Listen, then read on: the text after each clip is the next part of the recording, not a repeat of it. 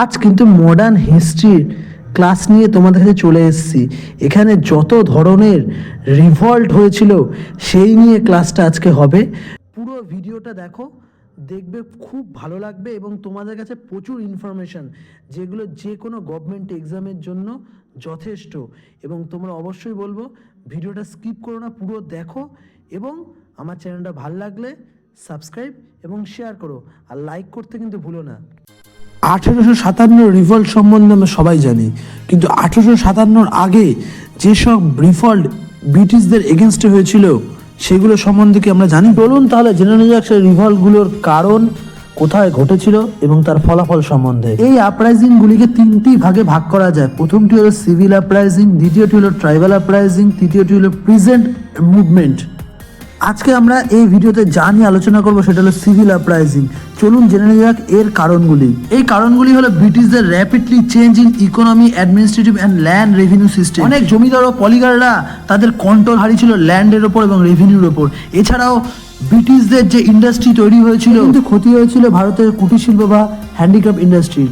এছাড়া পুরোহিত বা সন্ন্যাসীদের ওপর রেস্ট্রিকশন আনতে চেয়েছিল এবং তাদের তীর্থযাত্রার ওপর কর চাপিয়ে তাদের উপর বার্ডেন আনতে চেয়েছিল। এই সকল কারণগুলি কিন্তু এই রিভল্টের পেছনে দায়ী ছিল। সিভিল আপরাইজিং এর মধ্যে প্রথমটি পড়ে সন্ন্যাসী রিভল্ট। এই সন্ন্যাসী বিদ্রোহ ঢাকা সর্বত্র ছড়িয়ে পড়েছিল। এছাড়াও বাংলায় মালদাহ, দিনাজপুর, রংপুর, ময়মনসিং, ফরিদপুর, কোচবিহার বিভিন্ন জায়গায় এর প্রভাব দেখা গেছিল। এই সন্ন্যাসী বা ফকিরদের মেন কারণগুলি, এরা কিন্তু ছিল কৃষিজীবী, কিন্তু ইংরেজদের ধার্য করা ভূমি রাজস্ব বা অন্যান্য আইন এদের ক্ষুণ্ণ করেছিল। এছাড়া সন্ন্যাসী বা ফকিরদের ওপর তীর্থকর চাপানো একটি বড় কারণ হয়ে দাঁড়িয়েছিল। এদের মধ্যে কিছু লোক রেশমের ব্যবসা করত, কিন্তু কোম্পানি ইন্ডাস্ট্রি এই কুটির শিল্প বা রেশম শিল্পকে ব্যাহত করেছিল। সন্ন্যাসী বিদ্রোহে কৃষকদের নেতৃত্ব ছিল ভবানী পাঠক, দেবী চৌধুরানী এবং ফকিরদের নেতৃত্ব ছিল মজনু শাহ, চিরাগ আলী, মুসা শাহ। ওয়ারেন হেস্টিং এই বিদ্রোহকে নাম দেয় পেশাদার ডাকাত, কিন্তু উইলিয়াম হান্টার এই বিদ্রোহের নাম দেয় কৃষক বিদ্রোহ। সন্ন্যাসী বিদ্রোহের কথা জানা যায় বঙ্কিমচন্দ্রের লেখা আনন্দমঠ, যেটি প্রকাশিত হয়েছিল 1882 সালে। পরের বিদ্রোহটি হলো মেদিনীপুর বা ধোলভূম বিদ্রোহ, যেটি চুয়ার বিদ্রোহ নামে পরিচিত। এটি কিন্তু ভারতের ওয়েস্ট বেঙ্গলের মেদিনীপুর জেলায় দেখা যায়। এই অঞ্চলে 3000-এরও বেশি রায়তোয়ার, জমিদার এবং তালুকদার থাকতো, যাদের মধ্যে রিলেশন খুব ভালো ছিল। কিন্তু ইস্ট ইন্ডিয়া কোম্পানি 1772 সালে নতুন ভূমি রাজস্ব অ্যাক্ট আনার পর এদের মধ্যে কিন্তু ইংরেজদের সঙ্গে একটি বিরোধ সৃষ্টি হয়, যারই ফলস্বরূপ আমাদের এদের সঙ্গে যুক্ত উল্লেখযোগ্য নামগুলি জগন্নাথ ধোল, শ্যামগুঞ্জন সিং, দামোদর সিং এবং দুর্জাত সিং এর সঙ্গে বিদ্রোহ কিন্তু চরম রূপ নিয়েছিল। তবে 1800 সালে ইংরেজরা এই বিদ্রোহ দমন করে জমিদারদের তাদের জমি থেকে বরখাস্ত বা অপসারিত করেছিল। থার্ড যে রিভল্টের কথা বলবো সেটা হলো মাওমারিস রিভল্ট। এটি কিন্তু নর্থ ইস্ট স্টেট আহোম কিংডমের বিরুদ্ধে হয়েছিল। মাওমারিসরা কিন্তু ছিল লো কাস্ট পিজন, অর্থাৎ লোয়ার কাস্ট কৃষক। এরা কিন্তু এই রাজ্যে বসবাস করত এবং এরা পরবর্তীকালে বিভিন্ন আনইকুয়ালিটি এবং সোশ্যাল ডিস রিফর্মের জন্য এরা এই আহোম কিংডমের বিরুদ্ধে যুদ্ধ ঘোষণা বা রিভল্ট ঘোষণা করে। এই মাওমারিসরা কিন্তু অনিরুদ্ধ দেবের কথায় উদ্বুদ্ধ হয়ে এই বিদ্রোহ শুরু করেছিল। এই বিদ্রোহের ফলে যে আশঙ্কা দেখা গেছিল আহোম কিংডম কমজোর হয়ে পড়েছিল এবং এই কমজোরতার সুযোগ নিয়ে কিন্তু দারাং নামে এক কিংডম আক্রমণ করেছিল। পরবর্তীকালে ব্রিটিশদের সাহায্য চায় আহোম কিংডমের রাজারা। ব্রিটিশদের সাহায্যে এই বিদ্রোহ দমন করলেও পরবর্তীকালে বার্মিজ আক্রমণের ফলে এই রাজ্য খুবই কমজোর হয়ে পড়েছিল এবং সেই সুযোগ নিয়ে ব্রিটিশরা এই রাজ্য করে নেয়। আমাদের আজকে নেক্সট রিভল্ট পলিগার রিভল্ট, যেটি কিন্তু 1995 সাল থেকে 1805 সাল অবধি চলে আসি। পলিগার কারা? বিজয়নগর এম্পায়ার 1336 সালে প্রতিষ্ঠিত হয়েছিল এবং তার শ্রেষ্ঠ রাজা ছিল কৃষ্ণদেব রায়, যার রাজত্বকাল ছিল 1502 থেকে 1529 সাল। তার সময় রাজ্যে 3টি অংশে বিভক্ত ছিল। প্রথমটি মাদুরাই, দ্বিতীয়টি হলো তাঞ্জাভুর, তৃতীয়টি হলো গিঞ্জিন। এই প্রত্যেকটি অংশে একটি করে নায়ক নিযুক্ত থাকতো এবং এই নায়কের নিচেই থাকতো পলিগাররা এবং পলিগাররা এরা অ্যাডমিনিস্ট্রেটিভ হেড ছিল এখানকার। এইভাবে 3 টায়ার সিস্টেম চলতো। প্রথমটি হলো রাজা, দ্বিতীয়টি হলো নায়ক, তৃতীয়টি হলো পলিগার। পলিগাররা কিন্তু সেমি ইন্ডিপেন্ডেন্ট ছিল। তাদের কাছে স্ট্যান্ডিং আর্মি থাকতো, যুদ্ধের সময় এরা দিত রাজাকে, এবং তাদের কাছে ফোর্ট থাকতো সেখানে থাকার জন্য, এবং তারা ট্যাক্স কালেক্ট করার অধিকারও ছিল তাদের কাছে। এছাড়াও সেখানকার ল অ্যান্ড অর্ডার মেনটেন করার অধিকারও কিন্তু তাদের ছিল। এছাড়াও তারা কাল্টিভেশনের উপর জোর দিয়েছিল এবং কাল্টিভেশনের জন্য প্রচুর ইরিগেশন ক্যানেল তারা তৈরি করেছিল। আস্তে আস্তে বিজয়নগর যখন কমজোর হতে শুরু করে তখন কিন্তু তারা এখানকার লোকাল বিজয়নগর এম্পায়ার ভেঙে যাওয়ার পর মহীশূর, ত্রাভাঙ্কোর এবং কর্ণাটিক স্টেট তৈরি হয় এবং কর্ণাটিক স্টেটের রাজা ওয়াল্লাজা কিন্তু ইংরেজদের 1781 সালে তিরুনাভাল্লির কন্ট্রোল ও ম্যানেজমেন্টের অধিকার দিয়ে থাকে। এতে কিন্তু পলিগাররা খুব খুশি হয়নি, কারণ ইস্ট ইন্ডিয়া কোম্পানি পলিগারের কাছ থেকে ট্যাক্স চাইছিল। এতে পলিগাররা সব এক হয় এবং বলে যে আমরা কিন্তু ট্যাক্স দেব না। এতে ইংরেজ ও পলিগারদের মধ্যে বীভৎস যুদ্ধ শুরু হয়। এই যুদ্ধ 1795 থেকে 1799 এর মধ্যে চলে এবং এই যুদ্ধের হেড ছিল কাট্টাবোমান নায়ার। প্রথমবার পলিগাররা জিতলেও ইংরেজরা কিন্তু দ্বিতীয়বার অনেক ফোর্স একত্রিত হয়ে আবার পলিগারদের উপর অ্যাটাক করে এবং দ্বিতীয়বার ইংরেজরা এই যুদ্ধে হেরে গিয়ে কাট্টাবোমান নায়ার পুডুকোট্টাই ফরেস্টে লুকিয়ে পড়ে এবং ইংরেজরা বলে একে যদি কেউ ধরিয়ে দেয় তাহলে তাকে ক্যাশ প্রাইজ দেওয়া হবে। এই খবরটা কিন্তু আটাপাম ইংরেজদের দিয়ে দেয় এবং কাট্টাবোমান নায়ারকে ইংরেজরা সেখান থেকে ধরে নিয়ে যায় এবং কাট্টাবোমান নায়ারকে কিন্তু ইংরেজরা ফাঁসি দিয়ে দেয়। তার সঙ্গে সঙ্গে সুব্রমণিয়াম পিল্লাইকেও ফাঁসি দেয় এবং সুন্দরা পান্ডিয়ানকে ওরা ব্রুটলিভাবে মার্ডার করে এবং আরও যত সাথীরা ছিল তাদের কিন্তু ইংরেজরা জেলে বন্দি করে রাখে। এইভাবে পলিগার রিভল্টের প্রথম ফেজ শেষ হয়। ইংরেজরা যাদের ধরে রেখেছিল তারা 1801 সালে পালামকোট্টা ফোর্ট থেকে পালিয়ে যায় এবং সেখান থেকে শুরু হয় সেকেন্ড ফেজ। কর্ণাটিক রাজ্যের এই জায়গায় পালামকোট্টা পড়ে এবং এরা ওইখান থেকে এসকেপ করে তারা বিভিন্ন রকম দুর্গ অ্যাটাক বা অধিকার করে, তার মধ্যে তুতিকোরিনও তারা অধিকার করে থাকে। এই পালিয়ে যাওয়া পলিগারগুলির মধ্যে কাট্টাবোমান নায়ারের ভাই ও মাদুরাইও ছিল। সে পালিয়ে গিয়ে শিবগঙ্গায় পৌঁছায়। সেখানে কিন্তু মারাডু রেভলিউশন চলছিল, সেখান থেকে রিইনফোর্স পাওয়ার জন্যই কিন্তু সেখানে যায় এবং সেই রেভলিউশনগুলোর সঙ্গে উনি যুক্ত হয়ে যায়। 1801 সালে ইংরেজরা কিন্তু এই মারাডু রেভলিউশনও সাপ্রেস করে দেয়। উত্তর আরকটের পলিগারদের মধ্যে একটা সিস্টেম ছিল, সেটা হলো কাভাল সিস্টেম। এর মানে হলো ওয়াচ। ধরো কারোর অনেক জমি আছে, সে জমি দেখাশোনা করা, অর্থাৎ কোনো পশু পাখি বা জানোয়ার না ঢুকে যাতে জমির ক্ষতি না করে সেটা দেখতোই কাবালরা এবং তার জন্য কাবালরা তাদের কাছ থেকে কিছু ট্যাক্স বা পয়সা কড়ি নিত। ইংরেজরা এই সিস্টেমটাকে বন্ধ করে দেয়, এর ফলে তারাও এই বিদ্রোহে যুক্ত হয় এবং ইংরেজরা এই বিদ্রোহ পরবর্তীকালে সাপ্রেস করে 1805 সালে। এইভাবে কিন্তু কাবাল বা পলিগাররা কিন্তু শুধু জমিদারের অংশেই বা জমিদারের ভূমিকাতেই রয়ে যায়। এর পরের বিদ্রোহটি বস্তি বাহারাইচ সিভিল আপরাইজিং, যেটা উত্তরপ্রদেশে 1881 সালে ঘটেছে। এই সময়কার বাংলার governor general Warren Hastings Maratha এবং মহীশূর যুদ্ধের সময় যে এক্সপেন্স হয়েছিল বা যেসব খরচ হয়েছিল সেই খরচ তোলার জন্য কিন্তু উনি নিয়োগ করেছিল আলেকজান্ডার হেনরিকে। ইজারাদার হিসাবে আলেকজান্ডার হেনরি আবাদে নিযুক্ত হওয়ার পর উচ্চ হারে রেভিনিউ কালেক্টের জন্য উনি কিন্তু ওখানে প্রচুর পরিমাণে কর কৃষকদের ওপর চাপাতে শুরু করে। কৃষকরা এই করের বোঝা না সামলাতে পেরে ইংরেজদের সঙ্গে বিদ্রোহে লিপ্ত হয়। এরই ফলে শুরু হয় ইংরেজদের সঙ্গে সেখানকার কৃষক ও জমিদারদের বিদ্রোহ, গরিলা ওয়ার শুরু হয় এবং এরই ফল এই সিভিল আপরাইজিং। এর পরে সিভিল আপরাইজিংটি যেখানে দেখা যায় সেটি হলো কেরালার মালাবার অঞ্চল। এখানকার উল্লেখযোগ্য শাসক ছিল বার্মা পাঝাসি রাজা। একে কিন্তু লায়ন অফ কেরালা বলা হতো।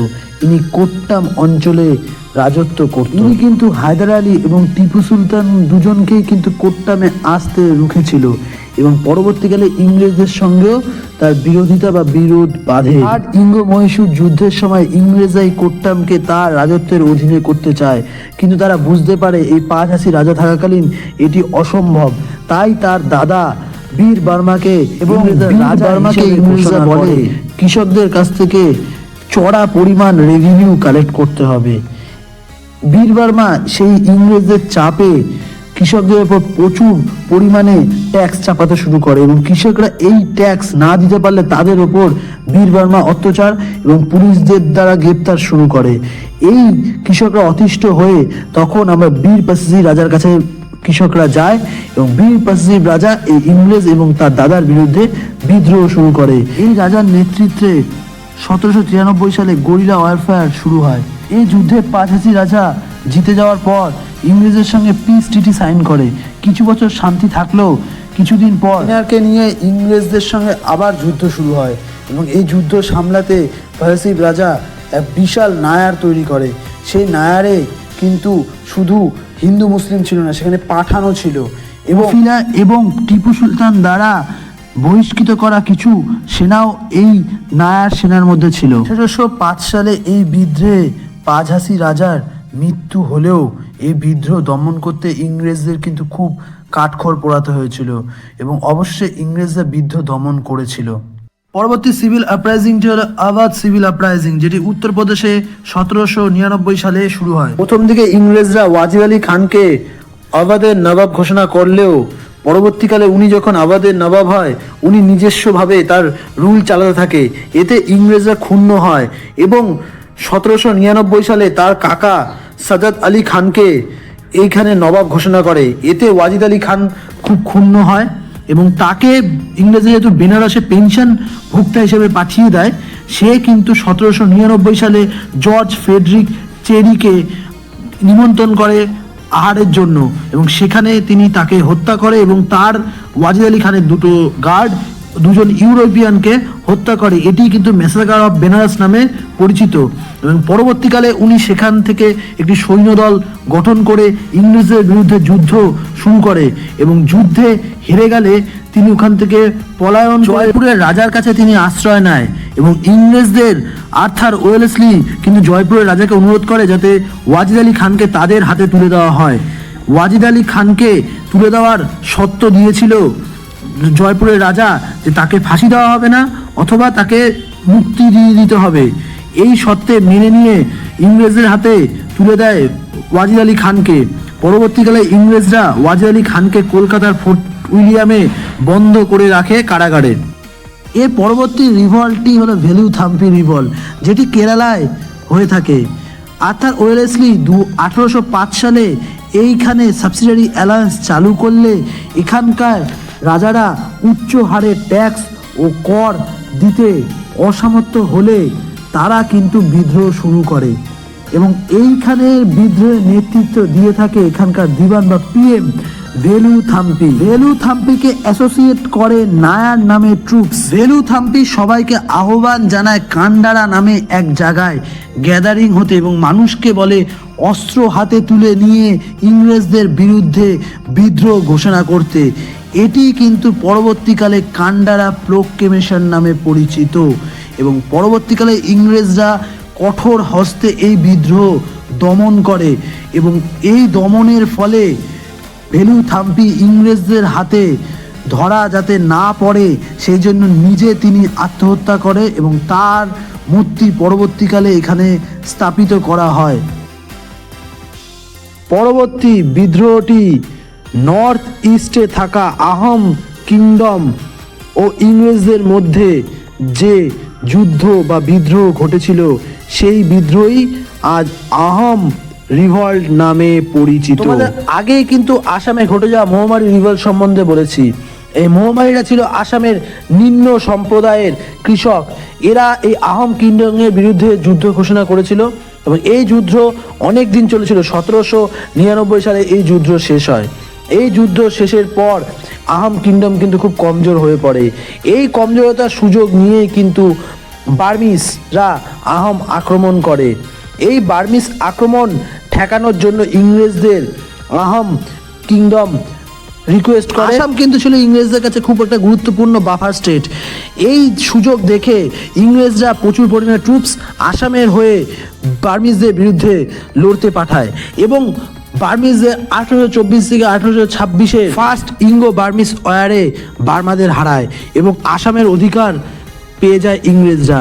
ইংরেজদের কথা ছিল এই যুদ্ধে বার্মিসদের হারানোর পর আসাম ছেড়ে দেবে, কিন্তু ইংরেজরা এই শর্ত অস্বীকার করে এবং আসামকে তারা নিজের টেরিটরির মধ্যে নিয়ে নেয় এবং এতে আসামের রাজা গমর্ধর কানওয়াল ক্ষুণ্ণ হয় এবং এখান থেকে শুরু হয় আহোম রিভল্ট। এই আসামের রাজা গোমর্ধর কানওয়ালকে সাহায্য করেছিল ধনঞ্জয় এবং জয়রাম। এই বিদ্রোহের আগুন আসামের সর্বত্র ছড়িয়ে পড়েছিল এবং রংপুরে ব্রিটিশ আর্মারি এই বিদ্রোহের আগুনে পুরো ছারখার হয়ে গেছিল। পরবর্তীকালে এই বিদ্রোহ ইংরেজরা সাপ্রেস করে এবং আসামের রাজা গোবর্ধন কানোয়ার নাগা অঞ্চলের দিকে চলে যায়। ব্রিটিশরা তার পিছু পিছু সেখানে গিয়ে তাকে অ্যারেস্ট করে এবং পরবর্তীকালে আন্দামানে অর্থাৎ কালা পানিতে তাকে দ্বীপান্তর করে। এইভাবে এই বিদ্রোহ কিন্তু শেষ হয়। আমাদের পরবর্তী রিভল্টটি হলো ওয়াহাবি আন্দোলন। এই ওয়াহাবি কথাটি এসছে সৌদি আরবের আব্দুল ওয়াহাবির নাম অনুসারে। এছাড়া প্রচলিত আছে দিল্লির শাহ ওয়ালি উল্লাহর নাম অনুসারে এই ওয়াহাবি আন্দোলনের নামকরণ করা হয়। আমাদের ভারতের এই ওয়াহাবি আন্দোলনের সূচনা করে সৈয়দ আহমেদ খান। এই ওয়াহাবি আন্দোলন প্রথম দিকে শিখদের বিরুদ্ধে শুরু হলে পরবর্তীকালে এই আন্দোলন কিন্তু ইংরেজদের বিরুদ্ধে রূপ নেয়। সৈয়দ আহমেদ খান বলে থাকে যে ওয়েস্টার্ন ইনফ্লুয়েন্স ইসলামের মধ্যে পড়ছে, তার থেকে বিরত থাকুন এবং পিওর ইসলামের দিকে সবাইকে নজর দিতে বলে। এছাড়াও তিনি বলে ভারত দার উল হারবে অর্থাৎ তাদের বিরোধী শক্তিদের আখড়ায় পরিণত হয়েছে, একে দার উল ইসলামে পরিণত করতে হবে। ওয়াহাবি আন্দোলন বাংলা, বিহার, উড়িষ্যা, পাঞ্জাব এবং উত্তর পশ্চিম সীমান্তে বিদ্রোহের আগুন ছড়িয়ে পড়ে এবং 1831 সালে বালাকোটের যুদ্ধে সৈয়দ আহমেদ খান পরাজিত ও নিহত হয়। বাংলায় ওয়াহাবি আন্দোলনের নেতৃত্ব দিয়ে থাকে তিতুমির, যার প্রকৃত নাম মীর নিসা আলী। তিনি 24 পরগনার নারকেলবেড়িয়া গ্রামে একটি বাঁশের কেল্লা নির্মাণ করে এবং সেখান থেকে ইংরেজদের বিরুদ্ধে যুদ্ধ ঘোষণা করে। ভারতের governor general William Bentinck Kolkata থেকে কর্নেল স্টুয়ার্টের নেতৃত্বে একটি বাহিনী পাঠায় এবং কামান দিয়ে তার বাঁশের কেল্লা ধ্বংস করে এবং তিতুমির সেখানে নিহত হয়। এইভাবে ওয়াহাবি আন্দোলনের শেষ বাংলাতে। আজকের শেষ রিভল্টটি হলো কুকা মুভমেন্ট, যেটি 1872 সালে হয়ে থাকে পাঞ্জাবে। এই কুকা মুভমেন্টের হিস্ট্রি যদি দেখা যায়, প্রায় 65 জন কুকাকে কিন্তু ব্রিটিশরা তোপের সামনে রেখে উড়িয়ে দিয়েছিল। শিখ এম্পায়ারের ম্যাপ দেখে তোমরা বুঝতেই পারছো শিখ এম্পায়ার কতটা বড় ছিল। এই এম্পায়ার বা এই রাজ্যের উৎপত্তি হয়েছিল লাহোর থেকে এবং এখানে পাকিস্তান, আফগানিস্তানের কিছু অংশ এবং আমাদের প্রিয় কাশ্মীরও কিন্তু এই শিখ এম্পায়ার বা রাজ্যের অন্তর্ভুক্ত ছিল। পরবর্তীকালে ইংরেজরা এই শিখ এম্পায়ার 1849 খ্রিস্টাব্দে পুরোপুরি হাতিয়ে নেয় শিখদের কাছ থেকে এবং এইখানে যে আমাদের কাশ্মীর ছিল, কাশ্মীরকে গোলাপ সিংকে টাকার বিনিময়ে পুরো দিয়ে দেয়। কুকা মুভমেন্টের 150 বছর পূরণ হওয়ার জন্য ভারত সরকার এই কুকা মুভমেন্টের একটি টিকিটও কিন্তু প্রকাশিত করেছিল। কুকা মুভমেন্ট ছিল নামধারী মুভমেন্টের একটা অংশ। এই মুভমেন্টের সঙ্গে জড়িত উল্লেখযোগ্য নামগুলি হলো ভগত জহরমল, বাবা বালক সিং ও বাবা রাম সিং। শিখদের এই সম্প্রদায়টি ভগবানের সবসময় নাম করত, তাই এদের নাম দেওয়া হয়েছিল নামধারী। আর এইখান থেকে এসে নামধারী মুভমেন্ট। এই নামধারী মুভমেন্টের একটা অংশ হলো কুকি। এই কুকি বলার কারণ হলো গুরুবাণীকে এরা উচ্চ পিচে উচ্চারণ করতো, তাই সেখান থেকে নাম এসে কুকি। মুভমেন্ট প্রথম দিকে ছিল একটি ধর্মীয় আন্দোলন। এটি প্রথম দিকে ভগত জহরমল শুরু করেছিল। তিনি বলেছিল কাস্ট সিস্টেম অ্যাভলিউজ করতে এবং উইডো ম্যারেজ এবং ইন্টারকাস্ট ম্যারেজ এইগুলো তিনি চালু করেছিল। কিন্তু পরবর্তীকালে কুকা মুভমেন্ট মেন যে চালু করে তিনি হলো রাম সিং। রাম সিংয়ের নেতৃত্বে কিন্তু এই কুকা মুভমেন্ট ধর্মীয় আন্দোলন থেকে এটি সরে গিয়ে পলিটিক্যাল আন্দোলন অর্থাৎ ইংরেজদের বিরুদ্ধে এই আন্দোলন রুখে দাঁড়ায়। অন্যান্য আন্দোলনগুলির মতো ইংরেজরাও এই আন্দোলনকে সাপ্রেস করে এবং রাম সিংকে রেগুনে পাঠিয়ে দেয়। আজ ভিডিওটা এইটুকুনি থাকলো, কারণ ভিডিওটা অনেক বড় হয়ে যাচ্ছে এবং পরবর্তী পার্ট প্রিজন মুভমেন্ট তোমাদের পরবর্তী ভিডিওতে আসছে। তোমরা কিন্তু অবশ্যই চ্যানেলটা ভালো লাগলে সাবস্ক্রাইব, শেয়ার এবং লাইক করো।